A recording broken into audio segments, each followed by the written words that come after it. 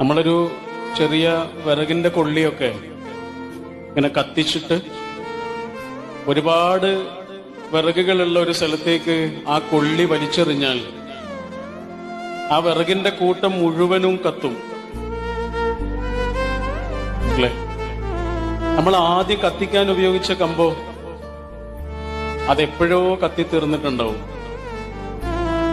കത്തിക്കാൻ ഉപയോഗിച്ച കമ്പ് കത്തിത്തീർന്നാലും തീ ഇങ്ങനെ ആളിപ്പടരുന്നത് പോലെയാണ് ചില മനുഷ്യര്.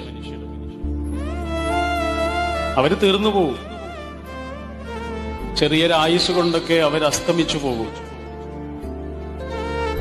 പക്ഷെ അവരിങ്ങനെ കൊളുത്തി വെച്ചിട്ടുള്ള ചില വെളിച്ചങ്ങളുണ്ട്. അതിങ്ങനെ ഒന്നിൽ നിന്ന് മറ്റൊന്നിലേക്കായി തുടർന്നുകൊണ്ടേയിരിക്കും.